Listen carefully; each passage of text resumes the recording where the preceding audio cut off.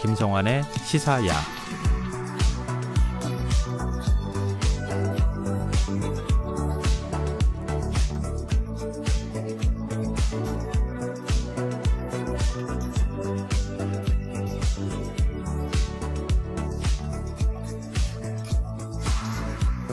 하루의 마무리, 오늘도 함께 하시죠.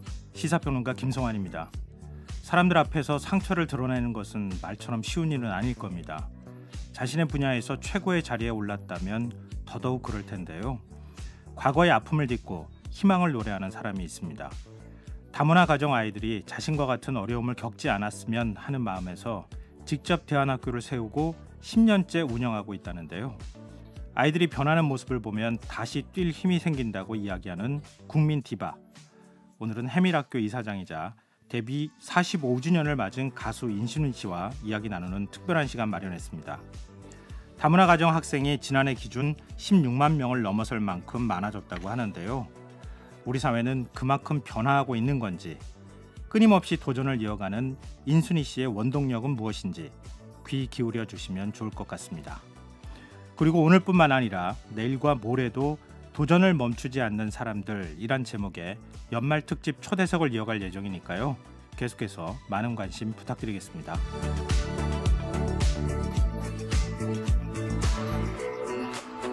김성환의 시사회는 언제나 청취자 여러분의 참여를 기다립니다. 프로그램에 대한 의견이나 제작진에게 건의하고 싶은 내용이 있으시다면 포털창에 김성환의 시사회를 검색해 주십시오. 저희 홈페이지 청취자 참여 게시판이 언제나 활짝 열려 있습니다. 평소 저희 방송을 들으시면서 할 말이 많은데 문자는 짧다, 이런 생각하셨던 분들이 계셨다면 게시판을 통해서도 다양한 의견 전해주시길 부탁드리겠습니다. KBS 1라디오 김성환의 시사야. 그럼 지금 시작하겠습니다.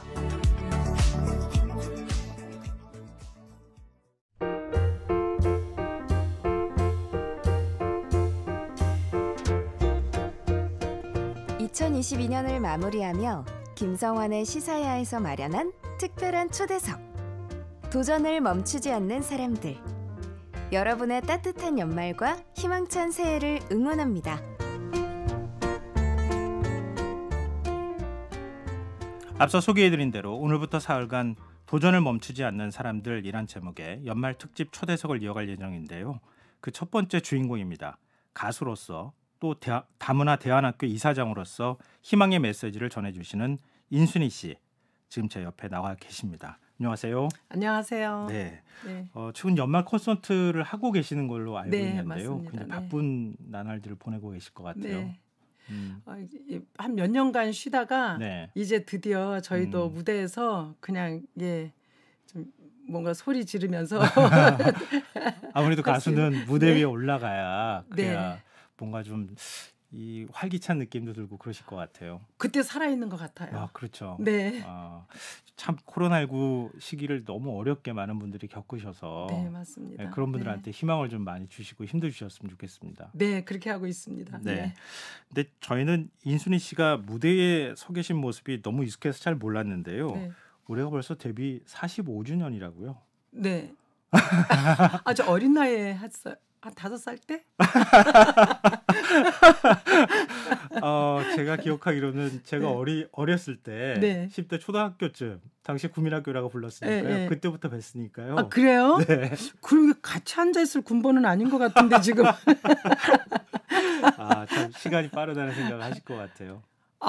네. 정말 데뷔하면서 긴장하고 덜덜덜 떨면서 무대 올라갔던 때가 엊그제 같은데 벌써 45주년이 됐네요. 왜 이렇게 시간이 빨리 가는지. 또 무대에 올라가시면 지금도 떠시는 건 아니죠? 근데 지금 더 떨고 더 긴장돼요. 그 데뷔할 때는 네.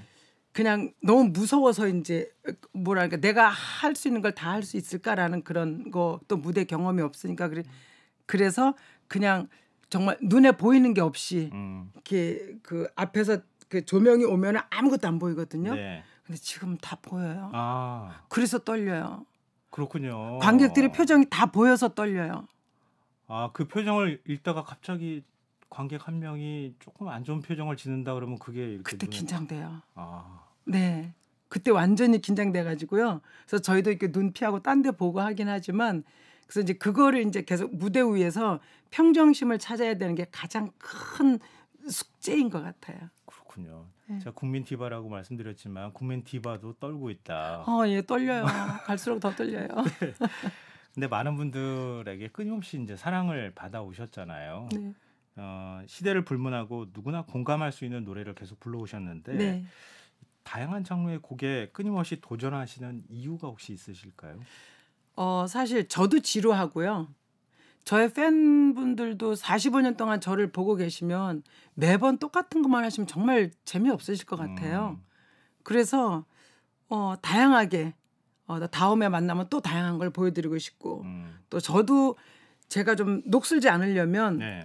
자꾸 다양한 걸 해봐야 되는 것 같아요. 그래서 계속해서 도전은 하고 있습니다. 장르도 뭐 여러 가지 장르들에 도전하시고 계시기도 하고 후배들 중 가운데서도 음악 장르가 굉장히 다양한 후배들하고 같이 협업해서 네, 작업하시기도 맞습니다. 하시고 네. 근데 아마 그렇게 하시면서 힘도 오히려 거꾸로 얻기도 하고 네, 그리고 이제 그럴 것 요즘 트렌드 맞춰 나가는데 그 후배들이 굉장히 많이 도움을 줘요. 근데 저희는 그냥 어렸을 때는 그냥 이렇게 정박자 성인 가요를 거의 불렀잖아요. 네네. 근데 지금은 땡겼다, 밀었다, 뭐 쳤다, 뭐 이렇게 막 이거를 이제 그 후배들을 통해서 배우고 있어서 그것도 너무 재밌는 것 같아요. 근데 그 동안에 뭐 물론 모든 사람이 다 삶의 기복이 있겠지만 네, 그래도 이렇게 꾸준하게 국민들의 사랑을 받을 수 있는 진짜 국민 디바라는 얘기를 들을 만큼의 기간들을 시간들을 보내기 위해서는 정신적으로나 신체적으로 자기 관리를 굉장히 철저히 하셔야 되겠어요. 네, 맞습니다. 게다가 또 여자 가수는 무대 올라갔을 때 뭔가 이렇게 딱 보여지는 거, 물론 남자 가수들도 마찬가지겠지만 특히 여자 가수들은 네. 많은 여자분들의 그 어떤 그 하고 싶어하는 일들 저희가 좀 대신해주는 그런 것도 좀 있어야 되거든요. 네네. 그래서 뭐 드레스를 입는다든지 아니면 뭐 화장이 좀 트렌디하게 바뀐다든지 뭐 헤어스타일이 바뀐다든지 뭐 이런 것들이 많이 있어가지고요. 네. 그 인순이 하면은 네. 지금은 뭐 솔로 활동을 하시는 분이다 이렇게 생각하는 분들이 뭐 많겠지만 네네. 원조 걸그룹이셨어요. 네, 맞습니다. 그래서 네. 최근에 공연 가면 제가 이제 관객들한테 이제 물어보죠. 네. 내가 왕년에 걸그룹이었었고 그 최장수 걸그룹 출신 가수인데 기억하시냐고 이제 아는 사람이 그렇게 많지는 않을 것 같은데. 젊은 친구들은 잘 모르고요. 네. 조금 나이가 좀 있으신 분들 중에 특히 남자분들이 기억을 많이 하세요. 왜 남자분들이 기억을 많이 위문 하실까요? 공연을 엄청 다녔거든요. 그때요. 아, 네, 군부대. 네. 그렇군요. 저희는 이렇게 할당된 것들이 있었어요. 네. 그러니까 방송 프로그램이 있으면은 네. 음악 트는 프로그램 같으면은 1년에 몇 번씩 꼭 가야 되는 게 있었어요. 예, 그것도 있었고 또 저희들은 어렸을 때 이제 나이트클럽 이제 공연을 많이 했잖아요. 네. 그럼 나이트클럽에도 1년에 몇 번 가야 되는 게 있었고 아. 문선단이 있었고요. 네네네. 문선단 네. 기억해요. 네네네. 제가 군 생활할 때도 문선단이 있어서 아, 그러셨어요? 우리 부대는 왜 문선단이 안 오나 제가 굉장히 아쉬워했던 기억이 그랬어요? 있습니다. 부대가 좀 커야지 문선단이 오거든요. 좀 네. 규모가 있는 부대들은 그렇게 문선단이 와가지고 가수들도 와서 뭐 네, 저희는- 공연도 하고 그러면 참 네. 좋았죠. 그 장마철에 서해오개 도사 가서 공연한 적이 있었거든요. 네. 배 타고요 롤링 피칭을 진짜 그때 상당히 겪었습니다. 파도가 배보다 위에까지 올라가는 걸 봤어요. 그 각 부대들 네. 오지까지 다 찾아다니시느라고 네. 얼마나 당시에 고생 많이 하셨겠어요. 네, 저희 때는 네 군인 아이씨들에 대한 어떤 그런 예우라든지 그런 것들이 참 네, 나라를 지켜주시고 있는 분들이시니까 물론 지금도 그렇지만 네. 그래서 정말 성심성의껏 부르는 대로 다 게다가 이 걸그룹들은 정말 구윤아 씨랑 나이대가 비슷해가지고요. 예. 엄청 부르잖아요. 네. 엄청 하죠. 그래서 혹시 시대를 잘못 타고 태어났다 이런 생각 안 해보셨어요? 만약에 아니 그때 너무 행복했어요. 그러셨어요? 네. 당시 군인들이 얼마나 좋아했을까? 왜냐하면은 그 희자매 공연하는 화면이나 네. 뭐 동영상이 지금도 아마 있을 거예요. 네, 그럼요. 네. 그거 보신 분들은 왜 그 젊은이들이 좋아했을지를 아마 다 아실 그럼요. 거예요. 그때 시대는 또 이제 영한 걸그룹에다가 젊은 오빠들이니까 완전 그냥 서로 눈에서 불꽃을 이렇게 튀기면서 봤죠. 네.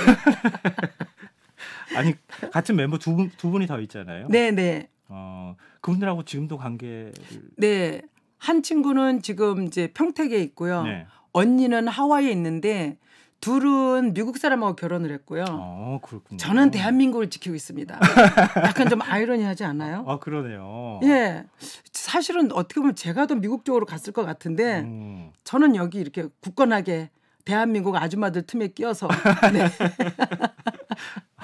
아마 이 방송 들으시는 분들 중에서 희자매 기억하시는 분들은 과거 네. 추억이 아마 새록새록 떠오르실 것 네, 같습니다. 그러실 것 같아요. 네. 근데 늘 당당하고 멋진 모습만 보여주셔서 네. 좀 상상이 안 되는 질문일 수도 있을 것 같은데 네. 혹시 그동안에 슬럼프를 겪으셨던 적이 있으세요? 슬럼프 네 여러 번 있었죠. 이렇게 주기적으로 한 번씩 오는 것 같아요. 노래 잘하는 후배들이 쫙 나오면 저는 또 살짝 밀렸다가 또 막 열심히 해서 올라갔다가 네. 또 그랬다가 이제 그리고 이렇게 주기가 있는 것 같아요. 어떤 때는 이제 뭐 조금 여자 가수들이 좀 올라갔다가 그 다음에는 남자 가수들 올라갔다가 네. 그 다음에는 보이그룹 걸그룹 올라갔다가 그 다음에 랩하는 사람 올라갔다가 네. 지금 이제 트로트 올라가고 그러잖아요. 네. 그런 주기에 맞춰서 저희도 슬럼프 아닌 슬럼프를 조금씩 이렇게 겪으면서 또 다시 올라가고 그렇게 하죠. 그러니까 자기 스타일만을 고집하기는 어렵잖아요. 물론 그렇죠. 그러니까 네. 조금씩 그런 어떤 유행이 지금 이제 굴곡이 있거나 이렇게 할 때 유행을 조금 따라가야 되는 측면들도 있는 거잖아요. 네, 저는 좀 그런 것 같아요. 댄스도 하고 뭐 빠른 노래도 하고 하다 보니까 네. 그 노래들이 지금 리듬에 맞춰서 불러야 정말 멋있게 들리는 거지 우리 걸 고집해서는 너무 촌스럽게 들리거든요. 그러니까 굉장히 노력을 많이 하셔야 되는 거네요. 그래서 맨날 혼나요 작곡가들한테. 왜 혼나세요? 박자 제대로 못 맞춘다. 박자를 못 맞춘다고요? 네, 제가 그 박진영 씨가 또라는 곡을 줬었거든요. 네. 그때 녹음실에서 한참 혼났어요. 저요. 제일 섬세한 작곡가인 것 같아요. 저 박진영 씨가. 그래갖고 또란 노래를 또 이걸 내 생각에 한 몇백 번 불렀던 것 같아요. 그 부분만요.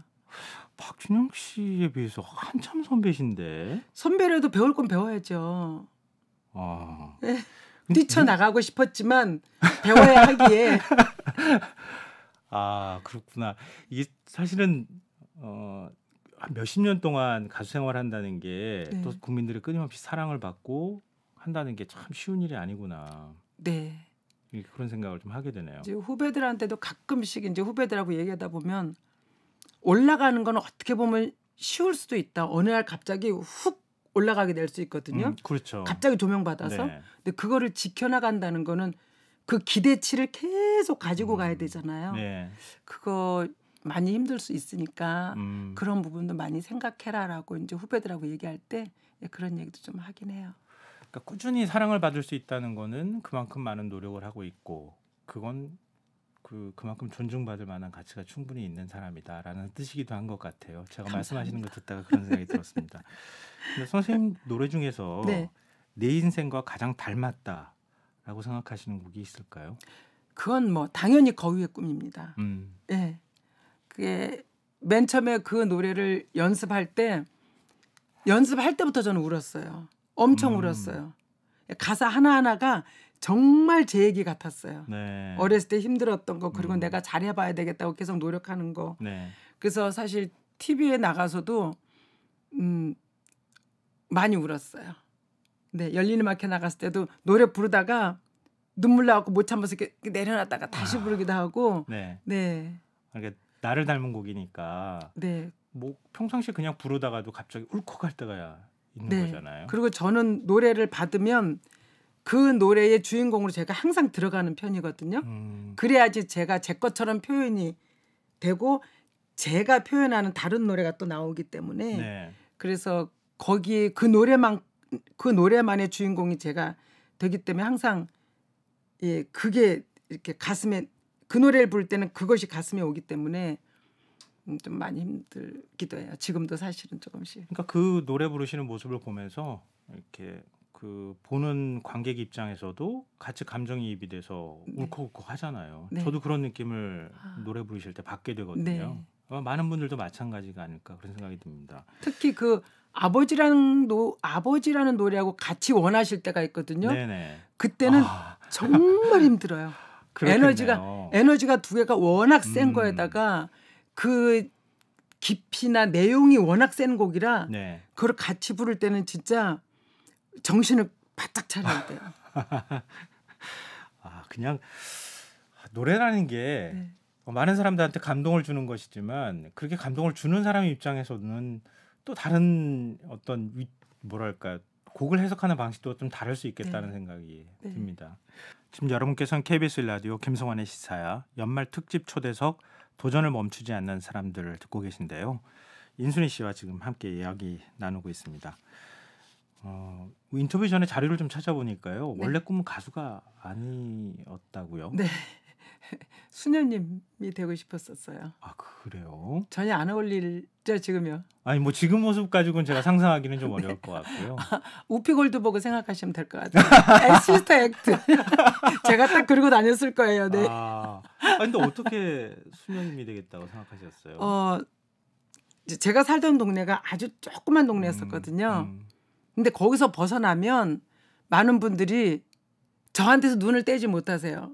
위아래로 계속 훑어보면서 와서 네. 말 거실 때 네. 엄마가 외국 사람이냐 아빠가 외국 사람이냐 너 어디서 태어났느냐부터 해가지고 계속 어떤 사람이 심지어 한국말을 왜 이렇게 잘해요라고 하면서 예. 근데 그게 너무 두려웠어요. 그래서 그냥 저는 사실 그 밖에 나오지 않는 수녀원, 봉쇄 수녀원 같은 데를 네네. 가고 싶었어요. 사회하고 아예 단절하고 싶었다. 네. 근데 어떻게 가수가 되셨어요? 저도 몰라요. 저도 너무 이상해요.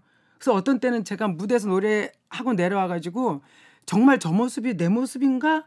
라는 생각을 정말 많이 해요. 그래서 완전히 그 본캐 부캐가 확실하게 나눠져 있는 그런 느낌이에요. 근데 뭐 캐스팅이 되거나 뭔가 네. 가수 데뷔하는 계기가 있지 않았겠습니까? 희자매 때 이제 그 전부터 사실은 좀 희자매 데뷔하기 전부터 캐스팅을 당했는데 좀 그 매니저분이 이제 재미난 그룹을 만들고 싶으셨나 봐요. 이게 이제 전에 다른 모습이니까 요렇게 섞어 놓으면 되게 이슈가 될 수 있겠다라는 생각으로 하신 것 같아요. 네. 네, 그래서 그렇게 그냥 노래 잘하냐 못하냐 소리도 묻지도 않고 그냥 데려가던데요. 아 그래요? 네, 그래서 저는 집에서 정말 탈출하고 싶어갖고 따라 나갔어요. 자, 지금의 이 모습을 그때 이렇게 픽업했던 매니저가 보면 무슨 생각을 할까 이런 생각이 드네요. 네, 그러게 말이에요. 근데 또 그분 작품이기도 해요, 제가요. 네. 거꾸로 얘기하면 그러네요. 네. 네. 근데 지금 굉장히 멋진 건 그 시절을 잊지 않고 사랑과 희망을 나눠주고 계시다는 점일 것 같은데요. 지금 학교를 운영하고 계시죠? 네, 맞습니다. 학교 이름이 해밀. 해밀학교. 네네네. 이름이 참 이쁜데요. 이게 네. 어떤 의미를 담고 있습니까? 이게 순 우리말은 아닌 것 같아요. 근데 우리 그 사전에 나와 있는 이쁜 그 단어거든요. 네. 근데 그 비온 뒤 맑게 개인 하늘. 우리 이제 어렸을 때 이제 어르신들이 얘기하면은 개같이 벌어서 정성같이 쓰는 거야. 뭐 이렇게 말씀하시잖아요. 네네. 그러니까 힘들었어도 뒤에 훗날 내가 햇빛을 받으면서 멋지게 살아나가면 그거 되는 거 아니에요? 그렇죠. 저희 학교는 네. 딱 맞는 것 같아요. 아, 지금은 힘들지만. 그러네요. 네. 근데 해밀학교는 전액 장학금으로 운영이 된다고요? 네, 맞습니다. 저희 기숙사까지 있는데 기숙사비, 그다음에 교육비 전액 무상입니다. 근데 주변에서 방송을 통해 해밀학교를 자주 소개하면서 후원 좀 받으면 어떻겠느냐 뭐 이런 얘기를 들으신다고요? 네, 다큐멘터리를 찍어서 방송에 내면 후원자분들이 많이 모일 텐데라고 말씀을 하시는데 네.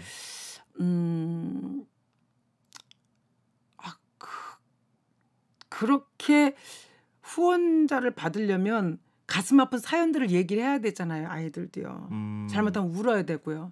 전 그게 너무 싫어요. 지금도요. 그냥 전 많이 울어봤거든요. 네네. 그리고 이 아이들을 행복하게 키우려고 데려왔지 이 아이들을 울리면서까지 하고 싶은 마음은 없었어요. 그래서 그냥 우리가 허리띠를 더 졸라 매자라고 하고는 그런 건 안 하고 있어요.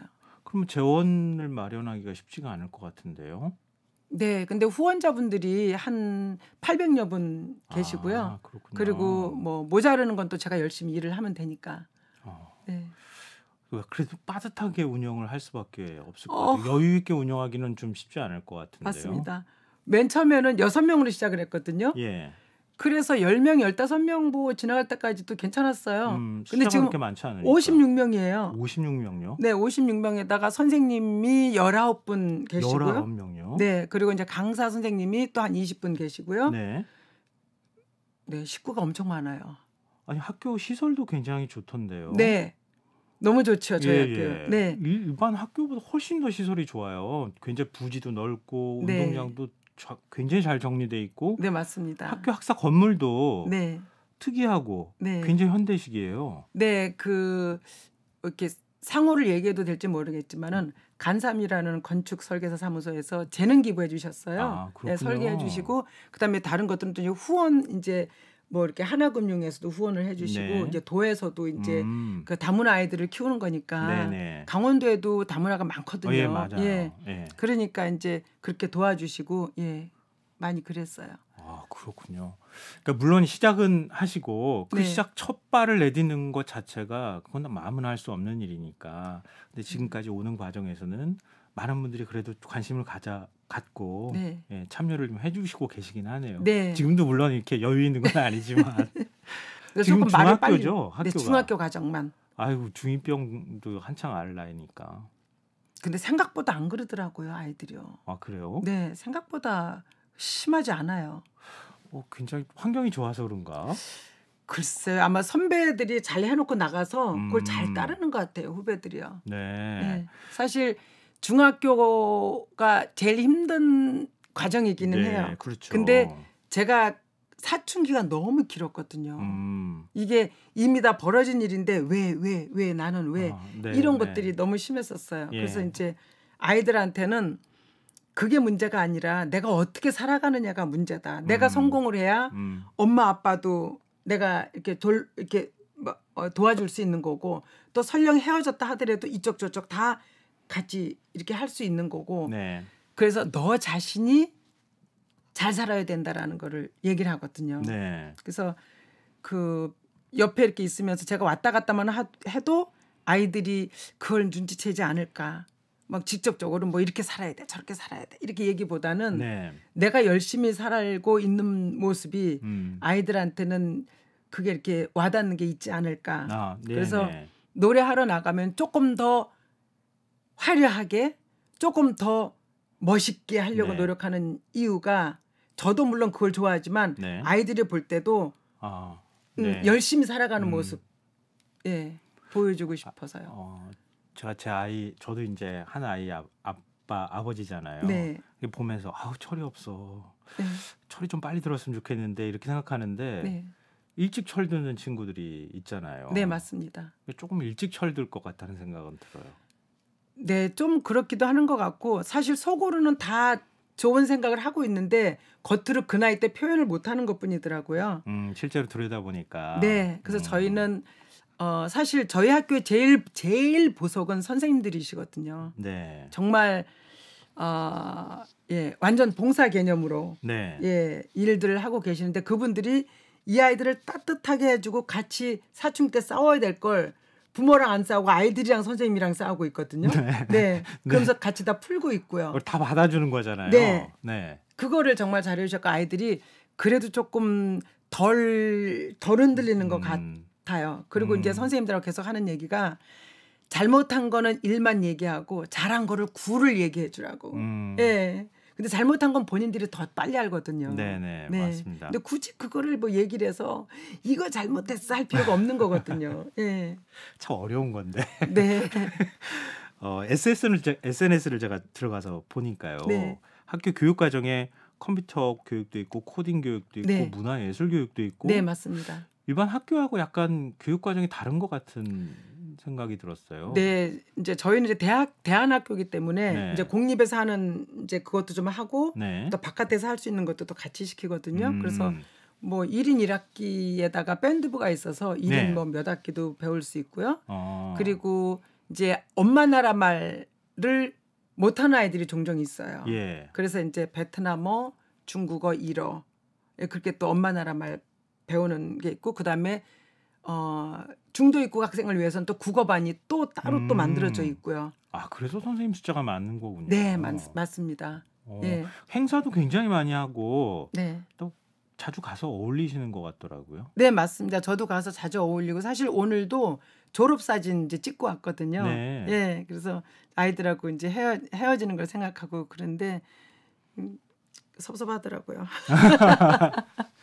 아니 지금 이제 중학교 대안학교인데 네.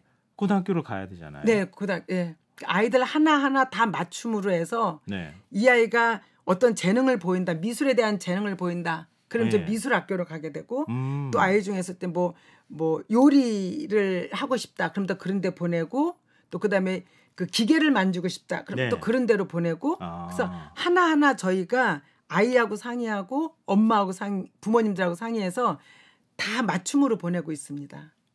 혹시 저 떠나기 싫어요 이러는 학생들이 없나요? 부모님들이 아 부모님들이 여기 고등학교 왜 안 만드냐고. 예예 그럴 예. 것 같아요. 부모님들이 오시는 부모님들이 더러 계세요. 네. 아이들이 변하는 걸 보니까 혹시 더 여유가 되신다면 고등학교까지 여유가 된다면 그런데 지금은 너무 힘들어요.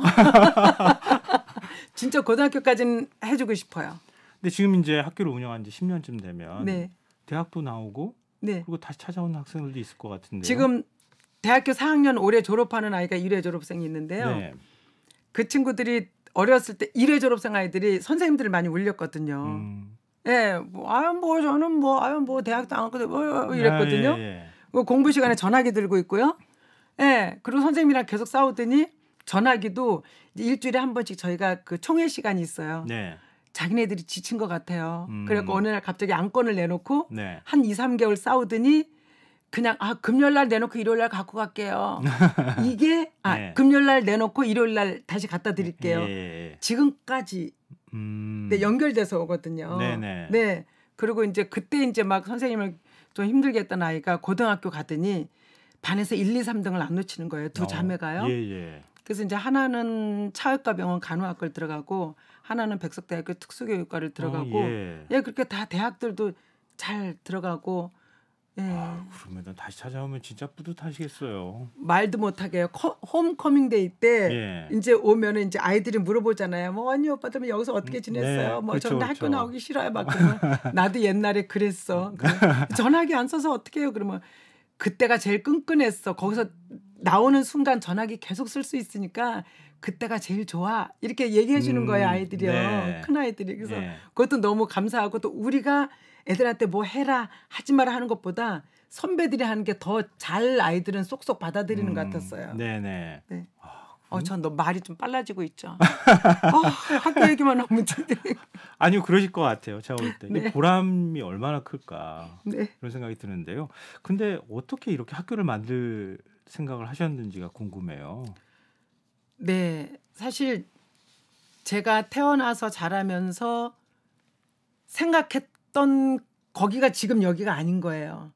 기대하지 않았던 자리에 제가 와 있는 거예요. 네. 너무 감사해가지고요.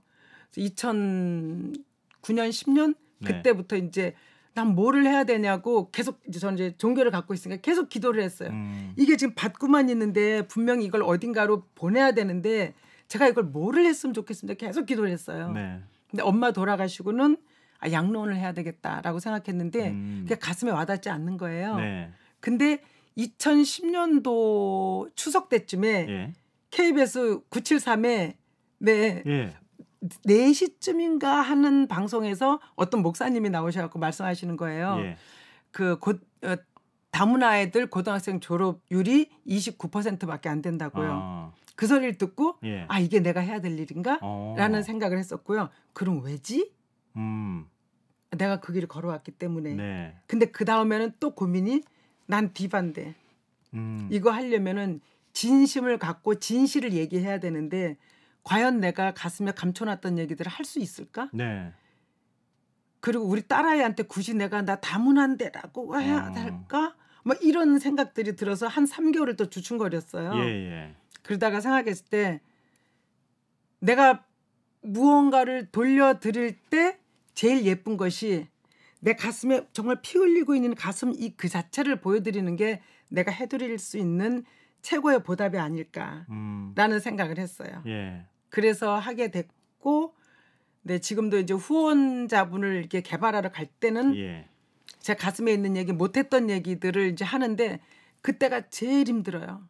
기억하기 싫은 얘기들을 다 꺼내서 말씀을 드려야 되니까 네. 사실 그 후원자분들한 만나서 후원해 주십시오 하고 가서 얘기할 때가 제일 힘들긴 한데 예 그냥 견딜만 하고요. 그래서 어떤 때는 제가 이제 우리 아는 분들한테 막 이제 그러면은 그건 네가 쓸 돈 아니잖아. 떳떳하게 위대한 앵벌이 하란 말이야. 이렇게 위대한 앵벌이를 하라고 그 얘기를 들으니까 또 맞는 얘기더라고요. 제가 쓰는 게 아니라 아이들을 위한 거고 또 그 다음에는 또 넓게 생각한다면 이제 우리나라에 인구 절벽이 오면 네. 또 이민을 또 받아야 될 수도 있는데 그렇죠. 일단 우리가 네. 여기 있는 다문화 식구들한테도 제대로 못 해주고 화합이 잘 안 된다면 다음에 아무 연고 없는 그 이민자들이 들어왔을 때 네. 과연 이게 우리가 술렁거리지 않을 수 있을까라는 예. 생각을 하면은 지금 이 일을 잘 해내는 것도 물론 이제 시작은 저로 인해서 저의 그 어린 시절을 생각하면서 시작은 했으나 네. 몰라도 될 것까지 많이 알게 되면서 생각한 것이 그렇게 그런 것까지 이렇게 좋아지지 않을까라는 생각을 최근에 하고 있습니다. 근데 지금은 이렇게 말씀하시지만 실제로 처음에 이건 결심은 물론 했지만 실제로 행동으로 옮기기까지 과정은 굉장히 어려웠을 거거든요. 근데요 뭐에 홀린 듯 했어요. 진짜 뭐에 홀려가지고요. 예. 그냥 쓱쓱쓱쓱쓱쓱쓱 해가지고 입학이 6명으로 입학 시작했거든요. 예. 근데 그때 우리 입학식 때 뭐 패트김 선배님부터 김태호부터 해서 알리부터 해가지고 후배 그래요? 아이들까지 다 와서 막 응원을 해줬어요. 아. 네. 그래서 그냥 그때도 그냥 공중에 붕 뜬 것처럼 그렇게 했어요. 근데 이제 최근에 이제 그 무거운 어깨가 실감이 되면서 점점 학교가 커지니까. 이걸 내가 어떻게 하다 하게 된 거지? 아이고 큰일 난데 이거 안 할 수 있는 방법은 없을까?라는 생각도 사실 하게 이미 되고요. 늦으셨습니다. 그러니까요. 이거 끝까지 밀고 나가야 되는데 네 해봐야죠. 근데 이제 가수가 네. 학교를 설립해서 운영한다. 처음에는 좀 곱지 않은 시선도 있었을 것 같아요. 그러신 것 같더라고요. 저 친구가 얼마나 할까 이렇게 많이들 그러셨대요. 근데 그냥 뒤에 이제 하시는 말씀들이 그렇게 오래 할지 몰랐다고 그러시더라고요. 근데 10년이잖아요. 그렇죠. 네. 진짜 10년이면 강산도 변하는데 네. 사실 우리 작심삼일이라고 얘기하는데 네. 10년을 이끌어오는 과정이 얼마나 어려우셨을까. 네, 어떤 이제 운영을 해야 되는 건 어려웠지만 아이들을 보면서는 너무 행복했어요. 아이들이 바뀌는 걸 보니까요. 그게 어찌 보면 제일 큰 네. 자산이 제일 큰 네, 보람이자 맞습니다. 네. 뭐 굳이 이렇게 평가한다면 큰 성공이라고 표현을 하면 그 네. 아이들일 수도 네. 있겠는데요. 그러니까 뭐 월급날이 돼가면 자다가도 막 벌떡벌떡 일어나거든요. 이거 어떻게 막 이러는데 학교만 갔다 오면 그래 아이들이 바뀌고 이게 내가 해야 될 몫인가 봐 이런 생각을 하고 또 기쁜 마음으로 와서 이제 또 열심히 또 이제 일하고 네. 근데 돈 모자라면 어떡해요? 뭐 정리도 좀 하고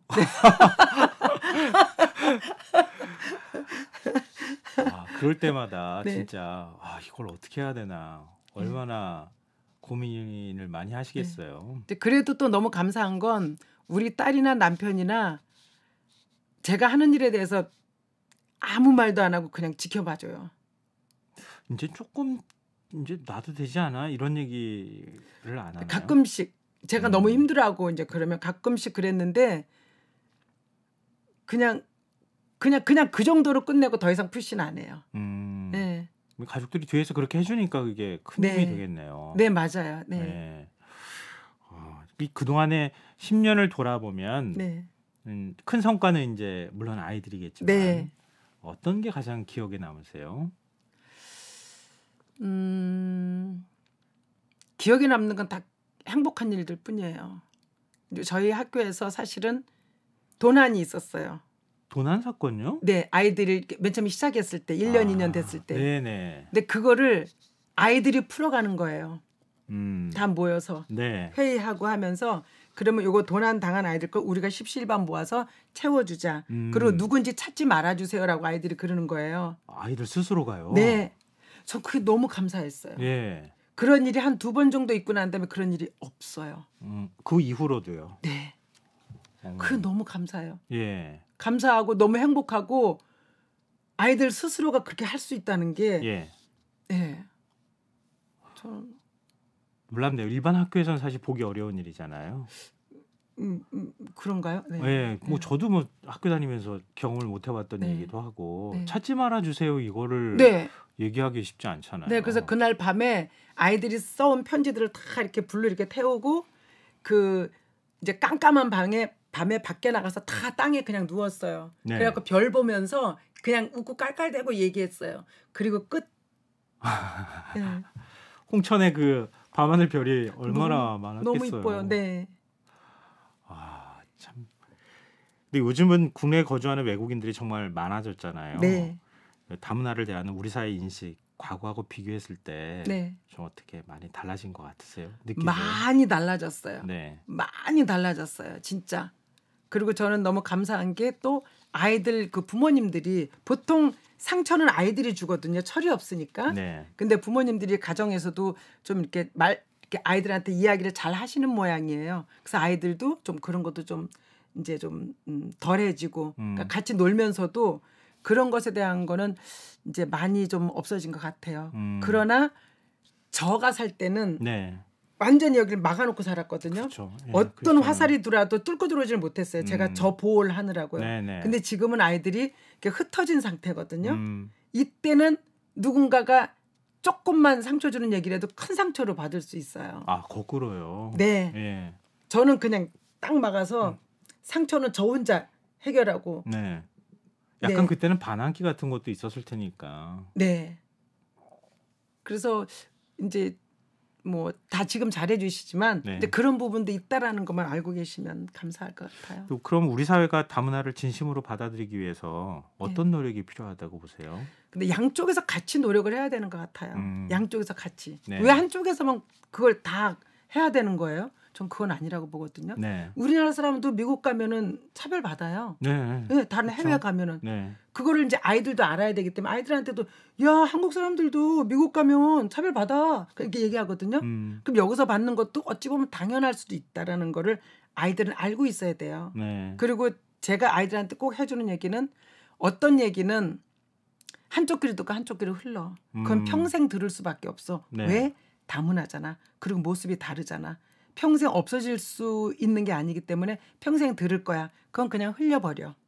그리고 어떤 얘기는 보란 듯이 네가 열심히 살면 돼. 네. 어떤 얘기는 그땐 싸워도 돼. 이렇게. 예. 근데 질문을 하나요, 아이들이? 아이들 질문 안 해요. 아니, 가슴에 감추고 있기 때문에 그냥 제가 주저리 그냥 이렇게 먼저 농담하듯이 물어보지 않아요? 아이들 먼저 안 물어봐요. 왜 저는 이래요? 왜 다른 사람은 이렇게 하는 거예요? 저도 못 물어봤어요. 어렸을 때요.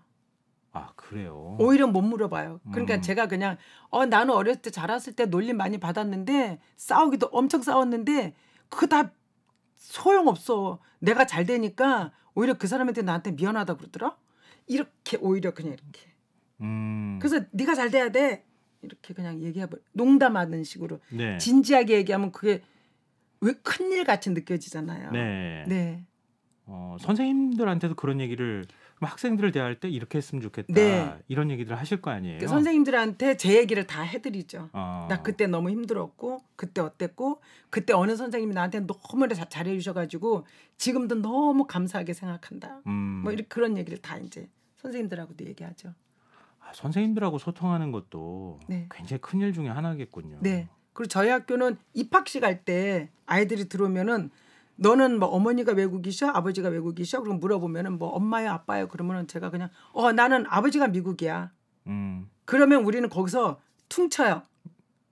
그게 어떤 의미죠? 저희는 60%가 다문화고 40%가 한국 친구거든요. 아, 그 자연스럽게 섞여 있어요. 네. 예. 제가 어렸을 때 섞여서 자랐잖아요. 싸우고 하면서 이해하게 되고 풀게 되잖아요. 예. 그래서 저희는 다 이렇게 섞어놨거든요. 예. 근데 이 아이들한테는 믿을 때가 있다라는 거. 여기 이사장 자체가 예. 다문화야. 믿을 때가 있다는 거하고 그냥 들어온 아이들은 원래 이 학교가 다문화를 조금 더 인정해 준 학교지 알고 들어오고. 예. 그냥 그다음부터는 어떤 다문화에 대한 그런 거는 하나도 없어요. 제가 먼저 커밍아웃을 하니까. 한국 사회가 가야 될 네. 원래 한국인과 다문화 가정의 다문화인들하고 그냥 자연스럽게 섞여가는 아주 작은 사회일 것 같아요. 맞습니다. 그러니까 이 아이들이 뭐 지저분하고 뭐 그럴 줄 알았는데 살고 보니까 자기네랑 똑같잖아요. 네. 또 이 아이들은 보통의 한국 아이들은 깍쟁이고 막 이런 줄 아는데 살다 보니까 똑같잖아요. 네. 그냥 그렇게 느낌 없이 그냥 살아버리는 거죠. 네. 그럼 이 학교를 나오면은 네. 살 용기를 얻을 것 같아요. 다 똑같아. 저의 첫 번째 미션이 이 아이들한테 그 굳은 살을 주자. 마음의 굳은 살을 만들어 주자가 첫 번째 미션이었어요. 네. 어디 나가서도 물론 가끔은 저도 흔들려요. 지금도요. 네. 그 아이들한테 흔들리더라도 많이 안 흔들리면서 대한민국 어디에 가서 발 딱 딛고 살 수 있는 그런 마음의 굳은 살을 만들어 주자가 제일 첫 번째 미션이거든요. 네네. 그거는 이제 거의 되는 것 같고요. 예. 그다음엔 이제 이 아이들이 또 성과를 올리기 시작했어요. 외국어 고등학교도 들어가기도 하고요. 네. 그래서 이 아이들한테 사실 코딩 같은 것도 저희는 다른 학교에서 하기 전에 먼저 시켰고요. 네. 또 내년부터는 이제 10년 했으니까 이제는 교육을 조금 혁신 교육으로 하자 해서 저희가 여름 방학부터 2주에 한 번씩 선생님들하고 계속 의논을 해서 내년 학기부터는 좀 완전히 다른 그런 교육 방식으로 가르치려고 하고 있어요. 아, 그러시군요. 네. 그러니까 누구보다 앞서 나가고 한국 사회가 가야 할 길에 이미 가 계시고. 저희는 내년에 발명, 그다음에 코딩, 그다음에 로봇 이런 쪽을 좀 많이 가르치려고 생각해요. 왜냐하면 이제 앞으로 세계는 아이들한테 한 얘기가 야 너네 기계를 고치는 사람이 될래? 기계를 부리는 사람이 될래? 이렇게 얘기하거든요. 네네. 고치는 것도 물론 좋지만 기계가 시키는 일을 하면 좀 속상하잖아요. 그래서 기계를 부리는 일을 해야 된다. 이제 아이들한테 그렇게 얘기해요. 그래서 그렇게 만들고 싶어요. 근데 이 방송 들으시는 분 중에서 그 학교 나도 가고 싶다거나 우리 아이도 보내고 싶다고 막 그렇게 신청이 쇄도하면 어떡하나 제가 갑자기 슬며시 걱정이 어른들은 되는데요. 그런 말씀 많이 하세요. 내가 그 학교를 가야 될 것 같아 이러고요. 농담 반 진담 반이겠지만요. 네, 맞습니다. 아, 오늘 말씀 나누다 보니까 한 시간이 그냥 훌쩍 지나갔어요? 지나가 버렸어요. 나 할 얘기 많은데. 앞으로 도전하고 싶으신 꿈, 목표가 뭔지 또 노래를 통해 계속해서 전하고 싶은 메시지가 뭔지 저는 말씀 듣고 싶습니다. 긍정해야 될 것 같아요. 제 스스로가 긍정해야 될 것 같아요. 이번에 신곡이 이별에 대한 노래가 나왔는데 못 부르겠어요.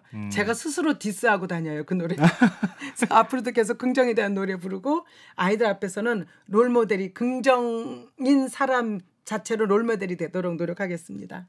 알겠습니다. KBS 라디오 김성환의 시사 연말 특집 초대석 도전을 멈추지 않는 사람들.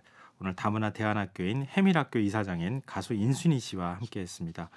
오늘 오랜 시간 좋은 말씀 고맙습니다. 감사합니다.